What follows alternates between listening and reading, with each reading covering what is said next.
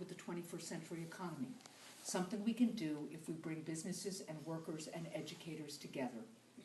That's how we should be moving our state forward. Now, my likely opposition on the Republican side in this governor's race is Ovid LaMontagne. Ovid, for those of you who don't know, ran for governor in 1996 against Jeanne Shaheen, and he lost. He ran just recently in the primary, the Republican primary for U.S. Senate, and he lost. He is the ultimate Republican insider, except in this particular race, he's running as an outsider. And it's our job, frankly, to make sure people understand that the only thing he's ever been on the outside of with the Republican Party is their victory parties. And there's a reason. And the reason is this. His priorities are wrong, and he has such a conservative and extreme agenda that his plans for this state will really hurt middle-class families. He says he wants to be a radically different governor than John Lynch. Now, I want you to think about that. What does that radical difference mean? Well, you see the example of that radical difference in the current New Hampshire legislature under Speaker Bill O'Brien. Okay? So let's just think about what those differences are. Under Bill O'Brien, this group in the legislature is working to dismantle the middle class. They repealed the minimum wage in New Hampshire. They don't support collective bargaining rights. They even passed the so-called right to work bill. As governor, I'm going to stand up for middle-class families, and I will always support collective bargaining rights. In education, they are decimating public education. They have tried to repeal public kindergarten, something we brought to every child in New Hampshire while I was majority leader.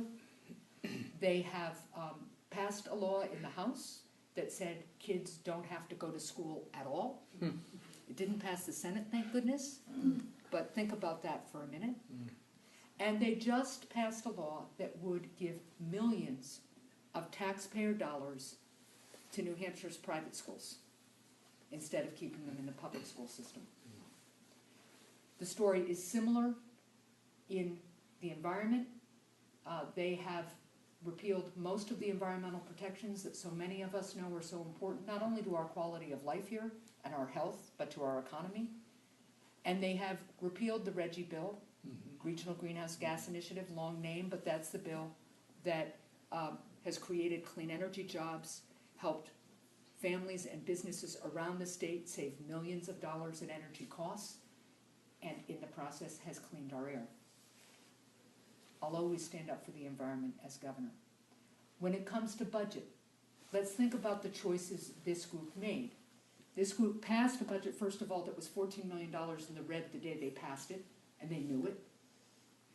But in it, they defunded our university system by 50%, and they slashed healthcare while giving tobacco companies a windfall by cutting the cigarette tax, while giving tax evaders a free ride by laying off auditors in our revenue department. That's not good fiscal discipline. What I will do as governor is balance our budget as we did in the state senate, working with Governor Lynch, while taking care of the people we serve in this state, and I will do it without a broad-based income or sales tax, something that I know can be controversial in Democratic circles, but is still very, very important to most of the voters in this state. They want us focused on jobs and the economy and not which way we're going to tax them. Now let's just think about a couple other things that are at stake here. Marriage equality. I'm very glad that the House of Representatives didn't repeal the marriage equality bill that we passed, but rest assured that Owen has said, as has Kevin Smith, the other Republican potential nominee, that they will repeal marriage equality should they get the chance. And then think about where we are in healthcare. Not only have they slashed healthcare by slashing the Medicaid budget, they would deny a woman a right to make her own healthcare decisions, even her access to birth control. And I can't believe it's 2012 and we're talking about birth control, but here we are. And they even want to opt out of Medicare, because Ovid LaMontagne and Bill O'Brien both believe that the New Hampshire legislature can run health care for our seniors better than the Medicare program does. We cannot let that happen, and it will not happen on my watch.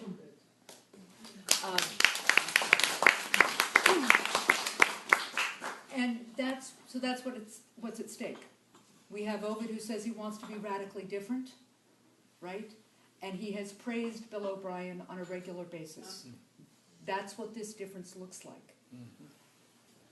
I'm here tonight, and Stephanie's here tonight, to ask all of you to join with this campaign, because we all have to stand up against O'Brien and LaMontagne every time this group tries to dismantle the middle class, tries to suppress individual liberties, or buckles to corporate interests. We need to stand up against them and for the people of New Hampshire.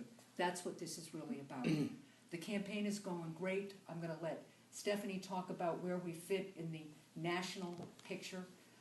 But I will tell you that we have work to do, but there is a clear path forward here, because the people of this state are beginning to understand what's at stake, and the people of this state will respond if we have the resources to communicate with them about the difference between Ovid's backward-taking agenda and our forward-moving vision. So I hope all of you will join with me as we move forward here, because this is really about what kind of New Hampshire we're going to have. The New Hampshire of Bill O'Brien and his followers and Ovid LaMontagne is not a New Hampshire I recognize. It's not the New Hampshire I raised my children in, and it is certainly not the New Hampshire I want my children to raise their children in. So if we all stand together, we'll be able to protect the state we know and love. More important, we'll be able to re-engage as citizens and make sure that the New Hampshire we have is the one we want it to be. Thank you all so much for being here tonight.